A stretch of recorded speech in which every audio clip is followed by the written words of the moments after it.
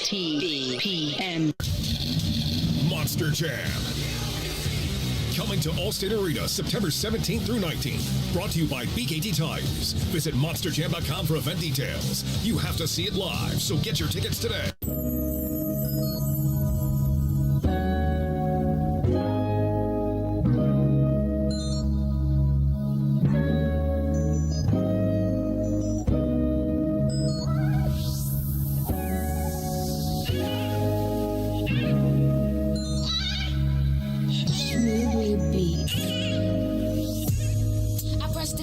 Keep calling me, give you some love and you want all of it.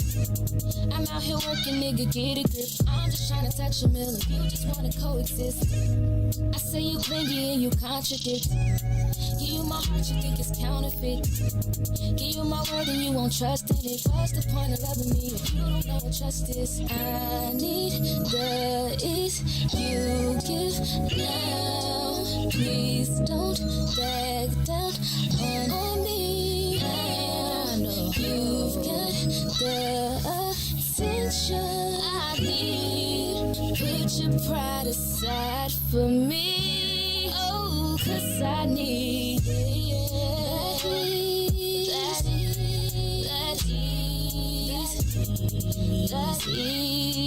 Put your pride aside for me.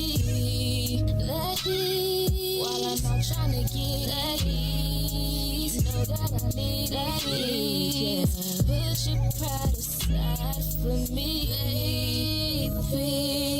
You're insecure, it's driving me crazy. I'm trying to get it and you keep on saying all my love is never enough. I put up with you for too long, now I'm over it. You want affection, I need money, I'ma call it quits. That is,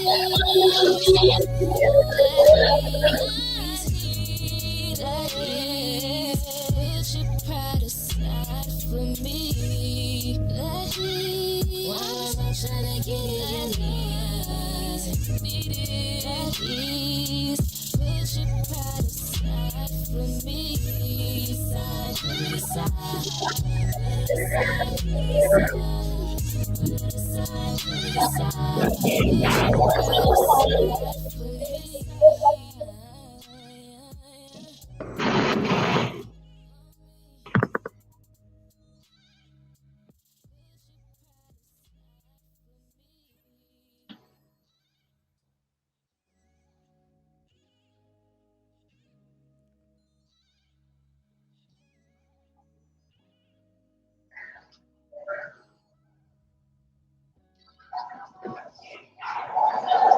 Good morning, good morning. This is Tasha Napper with I Do, I Did, I Don't on What's in It for the Black People Media. Different setup today, right? Different setup. You are watching with, I'm not in the studio, but I am joined by two friends, my friend Monica Bowman here and my friend Deanna King. And we're just having a girlfriends chat. So we've been hanging out this weekend and decided that we would do the show this way. Excited to be here and to join you guys and talk through just girlfriend kind of stuff. So first, we are, this is I Do, I Did, I Don't. I want you to make sure that you share, and you follow both the I Do, I Did, I Don't page on Facebook, as well as What's in It for the Black People Media, because of course I always talk about the great content that we have on this network. And I want to make sure you take advantage of that. So make sure that you like, that you share, and that you follow as we get into this conversation. So let's go. We're just talking as girlfriends about, oh my goodness, when is the right time? When is the right time? That is our topic for today. When is the right time? And we can take this in all kinds of directions, right? So when is the right time to start dating? When is the right time to introduce someone to children, if you have children? When is the right time to ask someone to be married or to say, look, where's this going? You know, we're contemplating these things and want to talk about it. So another thing, when is the right time? When we talk about divorce, when is the right time to decide this isn't working anymore and this isn't for me, or to shift things? So I'm gonna start with the I do part, right? So let's start, and we're gonna walk all the way to the I don't part. So when is the right time to say, you know what, I'm digging this person, let's move this to the next level? How long does that take? How long does it take when you meet somebody, and like, when would you expect Monica to hear, I love you? Let me just say this first. I'm the divorced person. Monica is married. Deanna is single. Well, single, dating. Yes. So in a relationship, definitely. All right. So you have three different perspectives here today. That's the thing. All right. So yeah, when is the right time to say, you know what, I'm digging this person. Let's think about next steps. I wouldn't give it a time. I think certain people just might not want to say I love you first, or they might not want to be committed or full in, not knowing if the other person feels the same way. I think for each individual is different. In my situation, my husband told me he loved me first, but that is a confidence that he had, knowing that I felt the same way. I just hadn't said it. How long did that take? A couple of months. I'm prepping that we knew each other since junior high school. Okay. So he had liked me since we were in 6th grade. So that just built up to the fact that now we were together and he felt comfortable enough to say that. So it was like a different scenario. It wasn't like we just met and started dating and then 2 months in he said, I love you. Okay. So I definitely wouldn't give it a time. I feel like it's more so the feeling that you get from someone. Somebody can tell you they love you all day and still treat you like crap. So it's not about the love thing. It's more so the connection you have and how you genuinely feel about a person as a person. Not because, I'm been with you for 6 months, I must love you.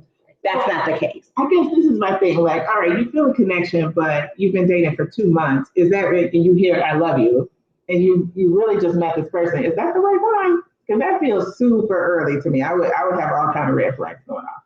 I wouldn't. No. I think that there's certain things that you can feel, like you can say, man, I love the way this girl makes me feel in the morning. Man, I love the way this girl treats me at night. Man, I love how this girl pays attention to me, how she asks me how I'm doing. Good morning, good night. That's stuff that you fall in love with. You don't generally have to just love the whole person at one time, but there's certain things you like and love about a person separately.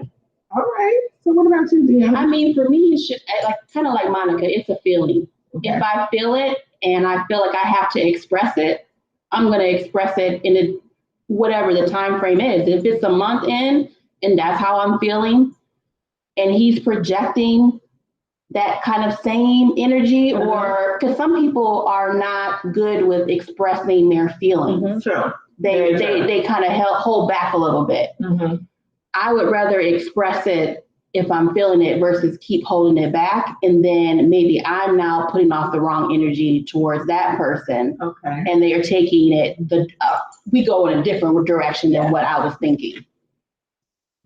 I might have to experience this myself. Because I'm like, all right, I can feel a connection, but I think just given,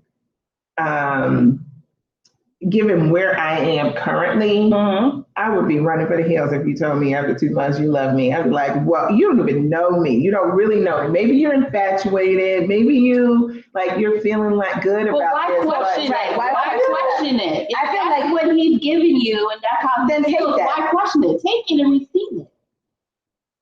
Okay. I mean, in your thing, you were with someone for a very long time. Yes. And you trust the fact that they loved you. True. But it took a while before we actually really said that to each other. I can't remember how long it was, but it was a little while. But, life is different. Yeah. And I have to say, you're right in this sense that as you get older, you understand what you really want. You're not trying to figure that stuff out anymore. And so if you're seeing that and you're feeling that and you're giving some weight to what you feel, then that can make some sense. I would still be a little scared though. I think it's okay to be scared, but I wouldn't reject it, or I wouldn't go running for the door if it happened. Right. All right. I also wouldn't feel like I have to say it back. Right. If I don't genuinely You say feel it back when you're ready to say it back. Okay. All right. So the right time to say I love you could be pretty early in the relationship if you're feeling it, but it's a feeling. So then, all right. So when is the right time to introduce the person as you start dating to children? All of us have children. And so when's the right time for that? They have to start taking interest. In that part of your life. In that part, right. Okay. Start asking questions. Okay, well, can I come to a game? Or what do they like to do? Or they're looking for ways to find a connection. Then you kind of feel like, okay, I can bring them into the mix here. Okay. Right. If you're dating someone and they are totally oblivious to the fact that you have kids at home. Right. And it's like, well, let's go do this. Or on a Friday, let's go fly here and do that.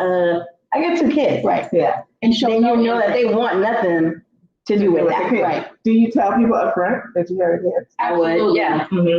Because not everyone can handle that. Yeah. That's true. That is very true. That's very true, because your time and your energy is going to be divided. Right. And rightfully so. Yep. And people have to be okay with that. And so you just, once they start to show a little bit of interest in understanding and participating in that part of life, when do you know it's right for the kids to introduce somebody else? I think that you just have to feel it out. I don't know. And it really depends on the age of the kids too, because that makes a big difference. Someone that's super young is not going to understand it as much as someone who's older. Right.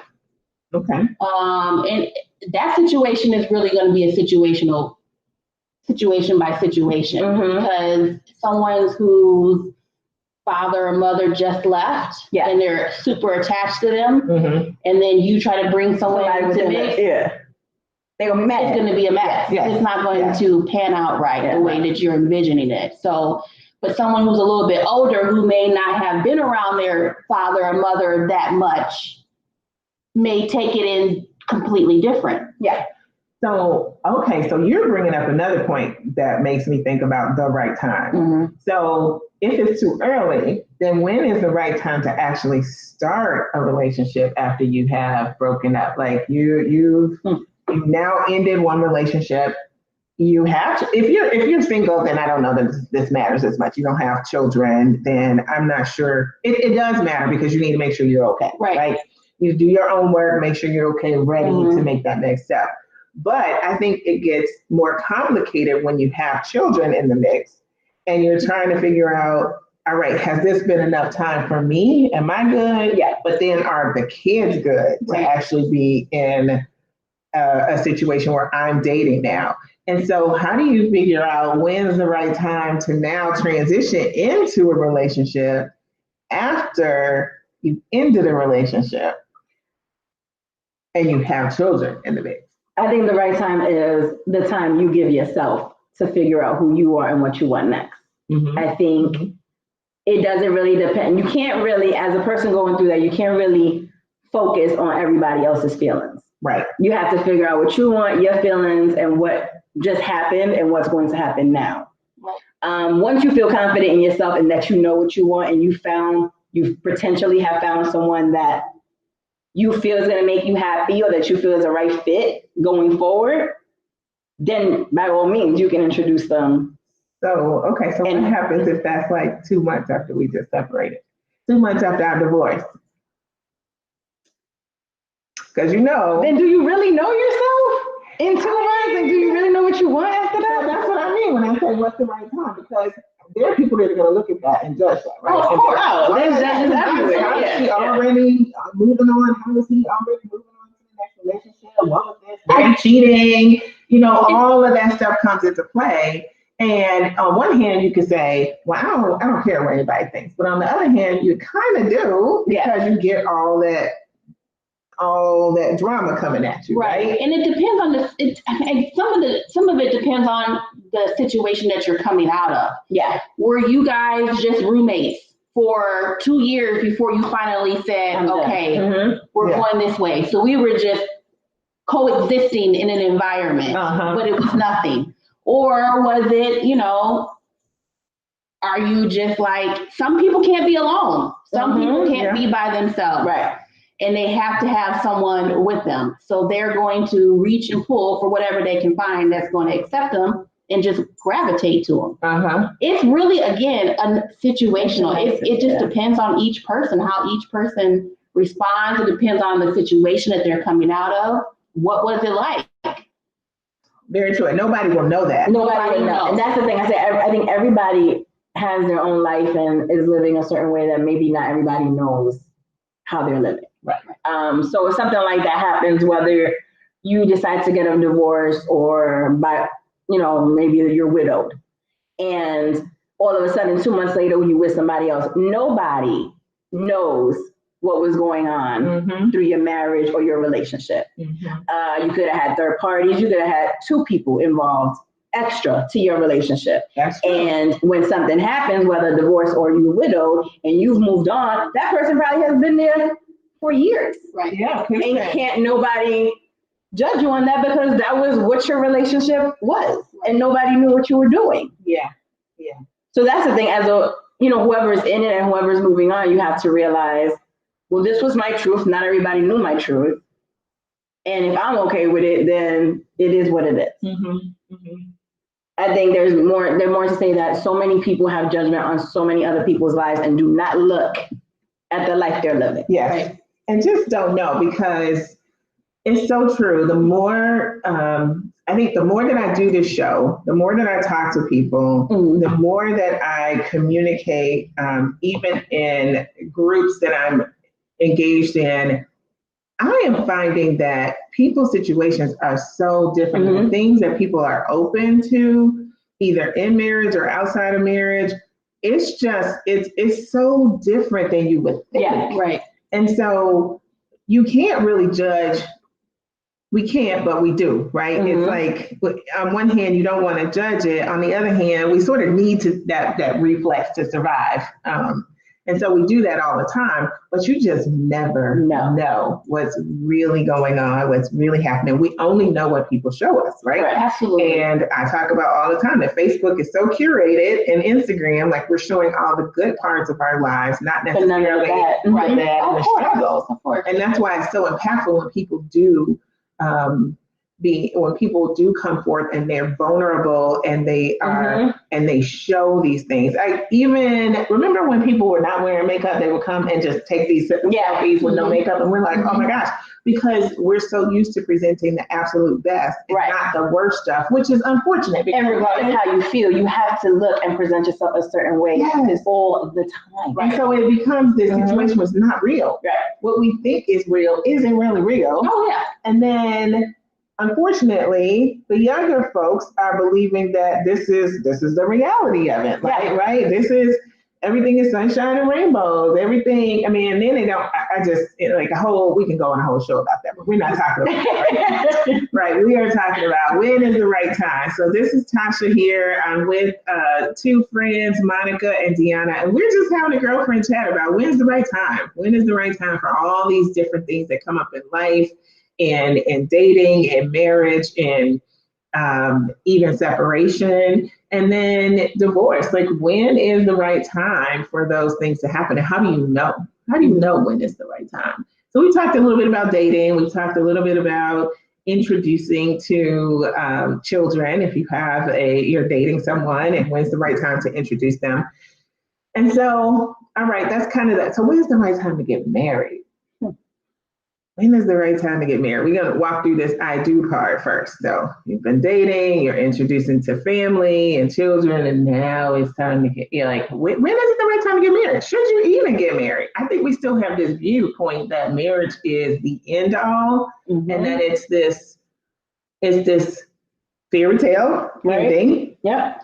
And then you get married and you're like, that shit is not true. What happened? Right, like what happened to the happily ever after part? Like, this is work, and a lot of times I don't like it. And so, when really is the right time to get married? Because now you're walking in more sober. At least for me, I'm walking into this more sober. I don't know that I would get married again. I don't know. I don't know if it's worth it. I don't think so. We didn't get married till after our kids were what, 4 and 2, so around there. So it wasn't like a rush to get married. In regards to, like, I would say the way you're raised, usually with being Spanish, they tend to want you to be married. Like, you have to be married to have kids. You have to do this. So I would say me and my cousins, we all had kids without being married. Okay. There wasn't like a rush to have to do it. I know there wasn't pressure by my parents to say at a certain age you have to do this and this, but your grandmother feels that's great. At a certain age you should be this. Yeah. So there wasn't really a need. I don't think I needed to be married. I think because of the person I was with, I wanted to be married. I wanted that commitment. I wanted that happily ever after. I wanted that. It wasn't necessarily a need for it. Okay. Right, because you already had the children. It wasn't like you were making a decision because you were pregnant. Correct. Like, we were together for years, and then he proposed when my daughter turned 1. So it was like, and then we waited a couple of years after that before we even got married. Okay. So it wasn't like a rush. But I do feel now, as being 41, that you look at your parents' marriages and you're like, there ain't no way. There is no way they were happy this whole time. I think that a lot of our parents and relationships that we see when we were younger were very fake. I think that they didn't tell you the truth on how everything goes. I don't think that they told you that the arguments that you would have, the stuff that you guys do not believe in together, like it's just different things. And I think it was like so hidden that when you get older and you see these things, you're like, why wouldn't you just say the truth? Yeah. Like, why wouldn't you just tell me that this is not a happily ever after? Because the way everyone presented it around you is like, we've been married for 20 years and it's been so great. And then you're like, well, what happened? So am I wrong? Like, what's wrong with me then if it's not been so great? Right. You understand what I'm saying? And then it's like you get into it and then stuff happens. And folks are like, oh yeah, that's how it goes. I'm like, well, how come I didn't understand that upfront? Why didn't I understand how much work this was so that I could do the work I needed to earlier, figure out how to have the right conversations so that our expectations were aligned and our goals were aligned. It's all this stuff.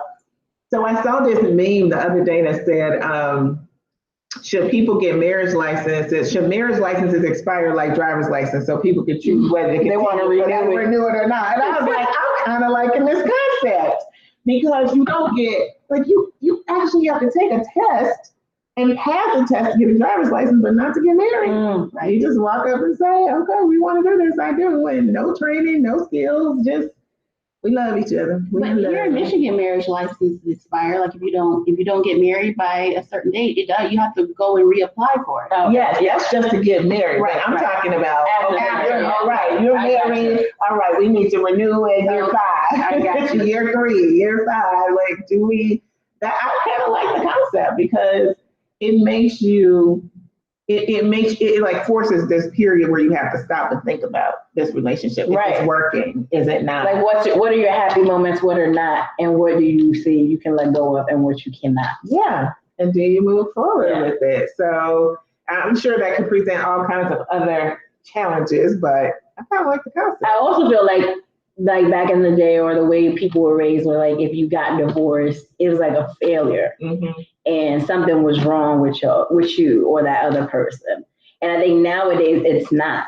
It shouldn't be considered a failure. It should be considered like a life experience that may just not be working anymore. Yeah. And that's it. You shouldn't be frowned upon for making decisions for yourself. Like, oh, well, I don't want to be in this no more. Yeah. So I think it still happens. Like, I feel like I felt that sense of that projection of the sense of failure. I did not feel like I failed. Right. But I think society tends to still project that to you or try to place that on you. That and what's crazy is like, you may not think you failed, but you speak to other people and you be like, oh man, maybe I did. Like maybe that I did something wrong. Like maybe I wasn't perfect, or maybe you realize a lot of things about yourself when you're just honest and there's a lot of transparency. Like maybe I could have done this better. Yeah, you did this, but yes, let me look at what I've done as well. Right. And that wasn't cool either. Right. I think for a lot of reasons, a lot of people just be like, well, you know, he's nothing. He did this and this, so I'm out.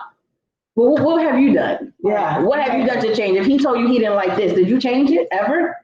Did y'all have a talk about what he liked, what he didn't like, and you just was like, I don't care what you say, I'm gonna be me and move on. And then you're shocked when things happen. Yeah. Like, you have to reevaluate all of that. Yeah.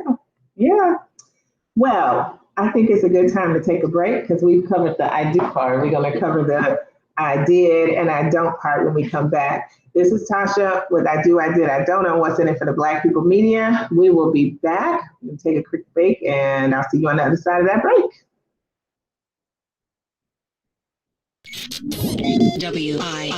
WIIFTBP. Reach the rulers, we go Wednesday, and to my right is everybody's Woman Crush Wednesday. My co-host, the one and only Toy. It goes, love this show, y'all. I'm dealing with a guy. We have been dating for 9 months. In light of everything going on in the world, he has been voicing his opinion about situations, and I don't agree with any of his views. I love everything else except his opinions. Damn. How do I fix this? FYI, he's white. It's about to be a white boy summer. So could that be the issue? For sure. Just come out different when it's not coming from your own race. It's just never been something I'd be like, oh, I date Bill. I'm just a Bill. Yes, I'm only a Bill. I don't really like light-skinned guys. I don't like pink Yeah, meat. pink. So like, it's like you see it. Pink tip. It be pink. And then pink on the I tip. don't like. So sometimes have a light-skinned guy have a dark tooth. And then it look dark, And you so it's be- not as off to me. Okay, so I feel now like it's supposed to be pink because they light skinned. You know what I'm saying? but But I don't because want it's it to not- be dark because then it's I'm gonna not. say you dirt.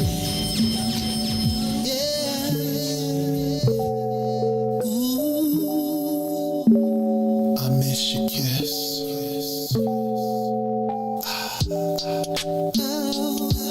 Your kiss is one of a kind. It feels so nice. Girl, you do it right. I miss. Oh, girl, you don't go too fast. You take your time. Just how I like. I miss. Hey. Oh, you kiss it, then I'm drifting off your love. Keeps me floating, girl. I miss. And ooh, it feels so good. I wanna come down. Girl, I'm missing that love. Come on. Ooh, babe, I'm missing all those kisses. Baby, bring those lips to me. Oh, babe, I'm missing all those kisses. Baby, bring those lips to me. Come on. When you're not around, girl, I'm weak. I swear I be hearing things. Oh, yeah. And if I cannot have you, girl, I'm feeling. Oh, that's such a talent you bring. Yeah. If I can hold you in my arms, if I can find it real good love. That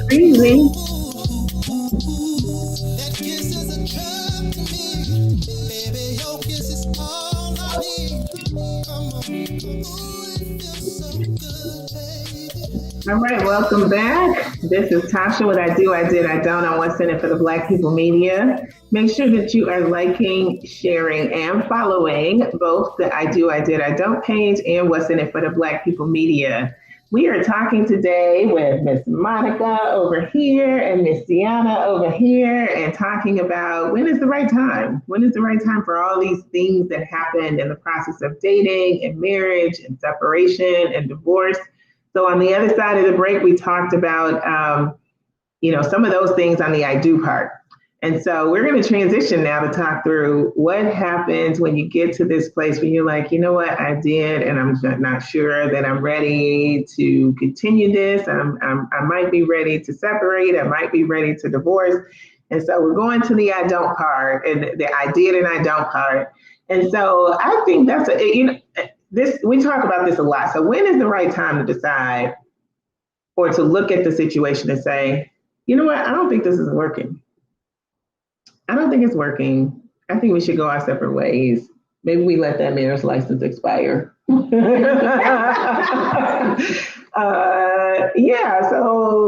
I guess when do you finally see? So, and the reason I'm asking this question is because many times I think we see all these signs in our relationship, but we are vested in the marriage. Let's say if you're married, you're vested in the marriage and making that work, right? Because we've been taught you marry, you're in it, you do what you need to make it survive so that you don't fail, okay? Or you don't fail religiously or whatever reason behind the failure is for you. You're trying to avoid that. But you see, for a good period of time, this isn't really working. This isn't really what I want. It clearly isn't what the other person wants. And that shows up in all sorts of ways. Yeah. But we keep going. We keep going. And so when is the time that you go, okay, maybe not. Maybe I could keep going with this. And maybe there's a place for putting your best foot forward and working hard to make the marriage work. And then there's this place when this isn't going to work, period. And how do you know that? And when you just get to that place where you're like, all right, it's time.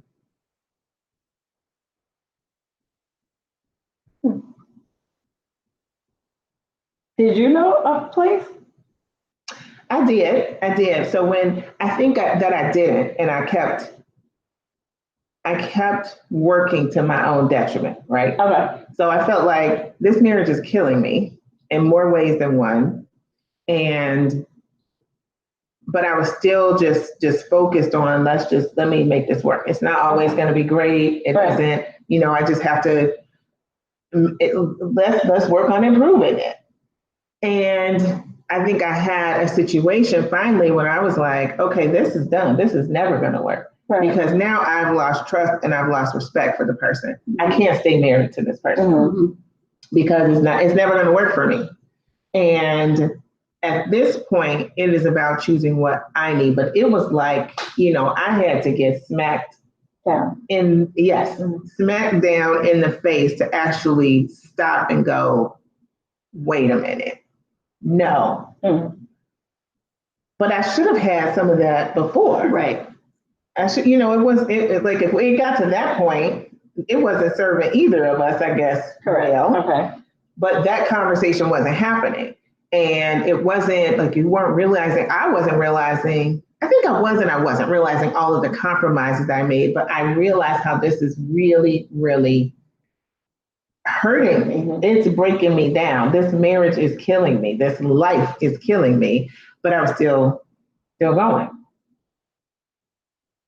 Do you think you were more so still going for you, for your kids, for the family as a whole? Yeah, I think I still felt like we were building something together, that we were still on the same page trying. And I was still trying to make that reality work. But I also feel like I never had time enough. I was so overextended with work and the kids and church. And I never had time to just stop and take stock again. Okay. After the children came, like we used to do these retreats for ourselves, like 3 times a year. We go away, we talk about how's the relationship going, what do we want? Am I giving you what you need? Is this, what requests do you have of me? And I thought that was great. But once the kids came, that was really hard to still do. And so we went a long period of years of not really truly having those conversations, not getting, I think, what we really wanted or needed fully in a relationship. Not that every relationship can fully give you everything that you need, but I think it was enough that it just really wasn't working and we didn't have the conversation. Yeah. So, okay, were you communicating your feelings at all? Did he know how you were feeling? All right. So yes and no. In some way, there were some things that I had communicated and I was just like, this is what it is. And I sort of resigned to this is what it is, right? Because we've been talking about this for years now. I think, to be fair, I think he felt the same way about some stuff. But I also don't think that I personally took the time to step back and think about, let me just stop and slow down. Let me take a minute for me. What do I want? What do I need? And how is this serving me?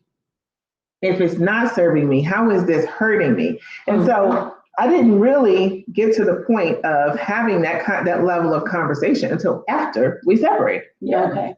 And then that's when I was like, if I were choosing again, he would not make the list.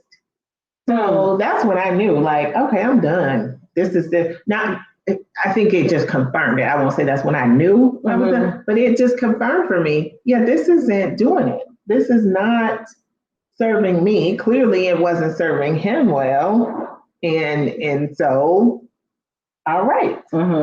But how do people avoid getting to that place, I guess? How do you find that early enough to have the conversations again so that you don't find yourself there?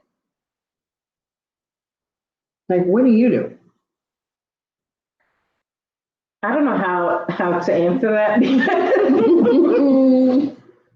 I think what I tend to do is I always try to look at the bigger picture. Like, is this worth what's going to be there tomorrow? Yeah. I think for a long time, after you become a mother, and I think this is a problem in most marriages, and it's probably causes most of the arguments that you probably have early on in your marriage, is that you take your kids over everyone. In the beginning when you're dating your husband or your boyfriend or whatever, they are like your number one, right? Like, oh, I want to do this for him. I want to do this for them. When you have kids, I would say I tend to nurture my kids more. They're like, your husband, whatever, you put on your second. Like, they are my first priority. Right. Been like that for years. And me and my husband have had communications where he's felt like that. And that's open, like, that's how he felt. Like, I wasn't putting enough effort to him anymore. It was only about my kids. And I see that because, those are my kids. Yes, they're our kids, but they're my kids. Yeah. And so everything goes to my kids. And so as I'm older and as they're getting older, you tend to realize that it shouldn't be like that. You understand what I'm saying? Because when these kids leave, it shouldn't be like that the whole time. Because when these kids go grown and they leave, it's y'all. Yes. And if y'all don't have nothing other than those kids, then what's happening? Yeah, because a lot of marriages break up at that point. Because it's a wrap. Like, now we don't have the kids no more, so do I really like you? Do I know you? Maybe not. Yeah. So I think what we try to do, we do take trips, we do have open communication. I always try to make sure that the happy list is longer than the not happy list. Okay. Yeah. And when the not happy list starts to get way too long, then I know this is it. There's no way that I'm going to do this for the rest of my life. Okay. All right. Whether people see it as a failure, whether they see it as, oh, she gave up, whatever. When that list gets too long, then I can no longer do it. Yeah. And that's what I would have to be transparent about. And we have to discuss that. And if my husband's willing to say, okay, well, I'm knocking stuff off of that not happy list because I genuinely want to be with you, then cool. Okay. But if there is no, I can't do that, no, I'm not doing that either, and I'm definitely not doing that, then I'm not staying there. And so what I hear you saying is that you're both vested in working on it. You know, there's some things that you have to work on. There's marriage issues. There's just little things here and there. Yeah. And it's like, I'm willing to work on it, he's willing to work on it. I would never say that we don't try to make each other as happy as possible for the moment that we're together. We try our best. I think once one person stops trying, then that's it. Yeah, that's true. That is very true. Because that speaks volumes. Like, you can tell me you love me all day, you can say this and this, but once I see there is no effort at all in putting me as a number one priority or putting me as your number one person, then there's no reason for us to be together. Right. Because you're not trying anymore. There's no more trying. Yeah. Well, I haven't been married, but for me, it's communication. I feel like both parties need to communicate their feelings, regardless of what it is, and have a conversation about it and figure out how to compromise or fix whatever the situation is. I don't like to, me personally, just walk away from something without saying I tried my hardest before I throw the towel in. But there is a point where if it's not working and we're not moving together in the right direction, then it's I'm gonna have to bow out because it's not going anywhere. You're stuck. Yeah. And I don't like to, when I get stuck, that's when I start getting very. And so, but then that happens in marriage, right? Where you sort of get stuck. You sort of get, so two things I want to talk about, because you sort of get stuck and you have to figure out how to work out of that place. And if you've made the commitment, you continue to be committed to it. So then you talk about it, you communicate and figure out how do you get to a different place. Right. Because things get stale, you know? But then the other thing that you brought up that I think is really important is this whole thing when the children come, how the expectations have to shift. You cannot be number one now, male spouse, and I have young children as a mother that I have to give my attention to. They cannot do for themselves. And you should be vested in helping to give that attention to them also. But there's a certain amount of things. You can't breastfeed. I need to do that. Right. I need to pump milk. If I'm working still, I'm freaking exhausted, right? Because I'm a new parent. You're learning what you need to do. As a mom, you have to provide so much. And there's just stuff that the dad cannot do. Now, I do think that there are many times that us women don't give them enough space to do more so that they can help take some stuff off of us. But we're learning. Everybody's learning at the same time while they're going through this, how to be a parent. But I do think that this expectation that, all right, the sex life should be the same and the amount of time that you spend with me and attention should be the same. It cannot. It's unrealistic. It cannot be the same when there are small children involved. Now, as those children get older, and you're able to pull back and they have a little bit more independence, they can do some things on their own, they potty train, they can go, now we might be able to start shifting and readjusting how we spend our time. But this whole thing of you're supposed to snap right back, I'm supposed to still have the same sex drive, sex life, I'm still supposed to give you as much time, but I still work and it's unrealistic. And I'm like, when do the guys, I get that you want to have that time, but how do you not understand that it has to shift also? It cannot be the same. Right. And it's going to shift as the children get older. So I just, like, that never fails to, it boggles my mind a bit that guys still expect that same thing. And maybe they expect a little bit of a shift, but not much. Not much. And I'm like, no, that's just not. Like, who talks to the guys to tell them? Nobody. Nobody talks to them. Yeah. And so then they don't get, they have say like what's going to happen. Right. Her body. I would say that my husband now, all his friends that are having kids, he tells them that.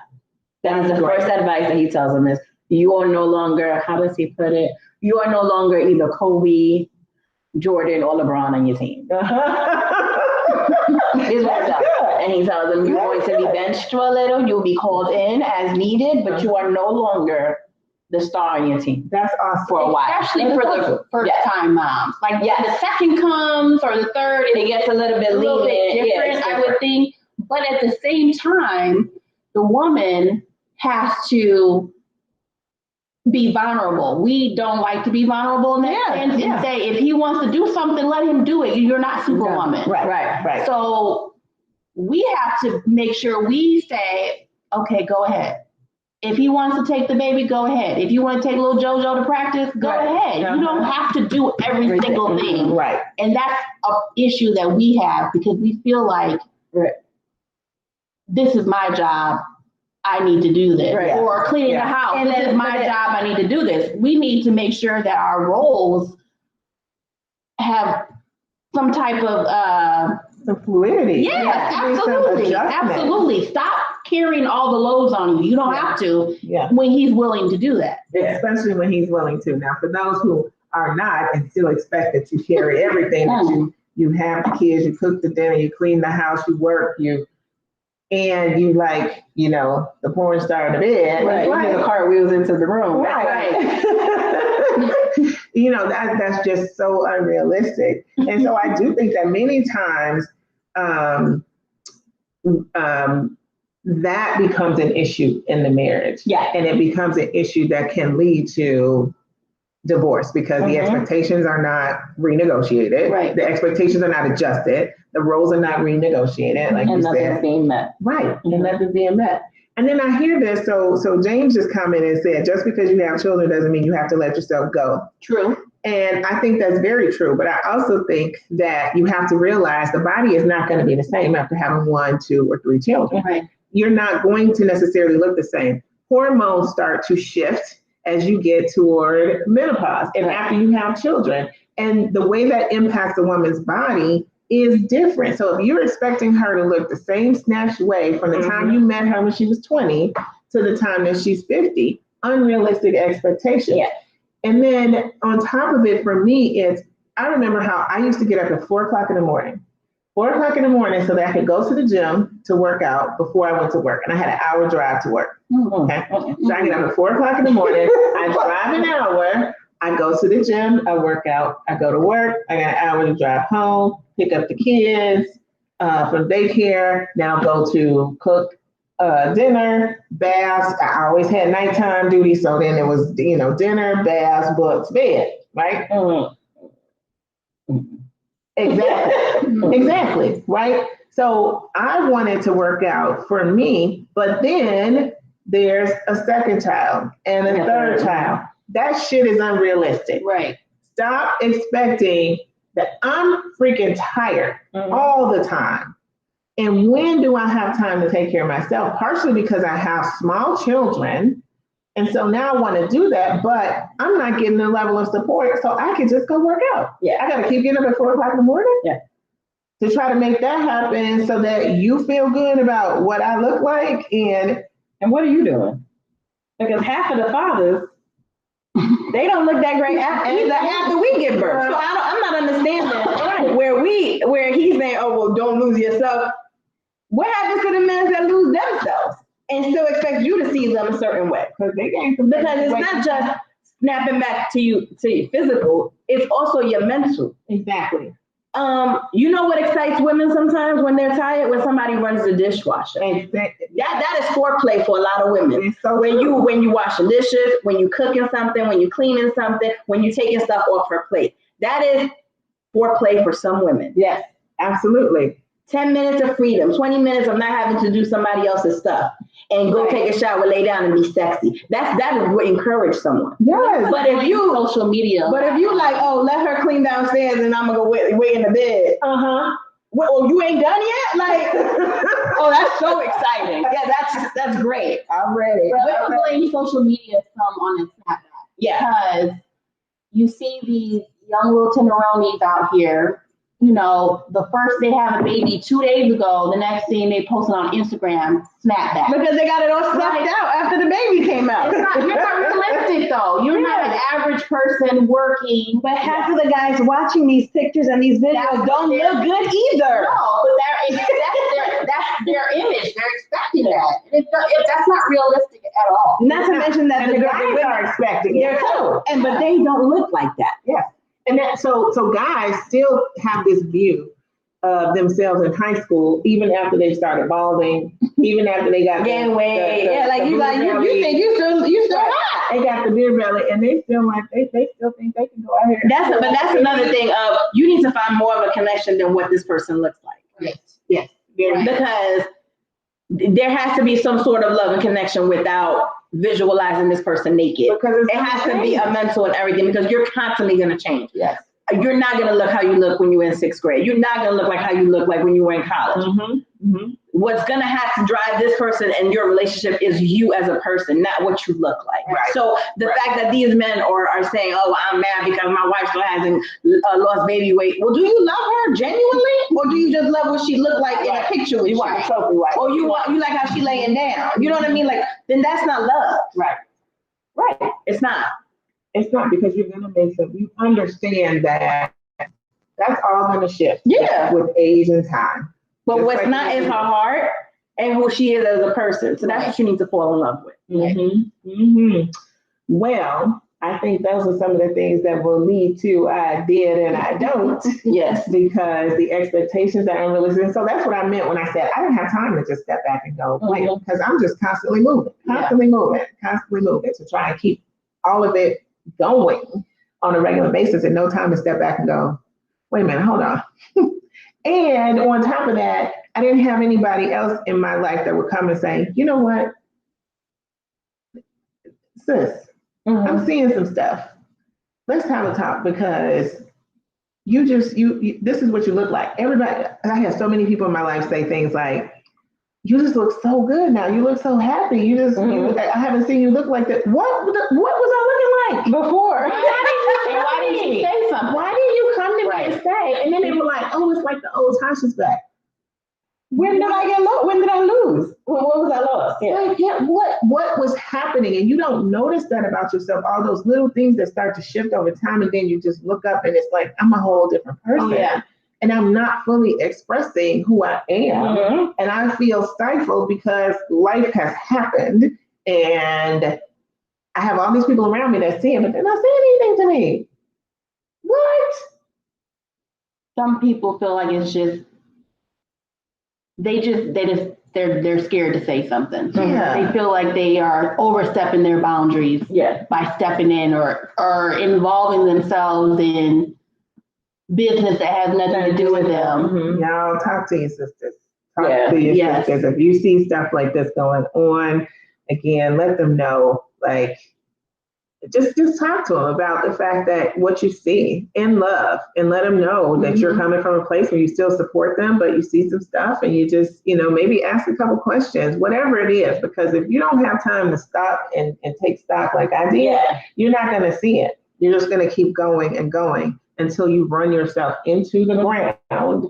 And there are some spouses that are okay watching you do that and will let you run yourself right into the ground. But I bet he's still going to the gym. He still play basketball every Friday night with his friends. He still finds time to play the video game, but you're constantly moving and constantly working and not getting anything for yourself. And it should not be like that. And so, you guys talk to your sisters. If you need to figure out how to have the conversation, absolutely send me an inbox on I do, I did, I don't page, and I will help you with the script if you need to. But we need to help each other to have the balance and to get what we need in life and to live our best lives as well. So I think that's going to be a wrap for today. That happened quickly. I know. Yes, it goes so fast. But I'm so glad that you two were able to join me today, and we could just talk about some of this stuff. I am Tasha with I Do, I Did, I Don't on What's in It for the Black People Media. Thank you all for joining, and I look forward to more conversations like that. We are really just kind of having the conversations that sometimes don't happen. But again, all of this is done so that you can be better on the other side. So thanks for joining, and I will see you again next week.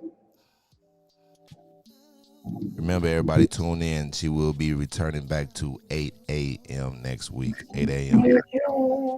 Yes, I'm excited about that. So. Girl, you don't go too fast, you take your time.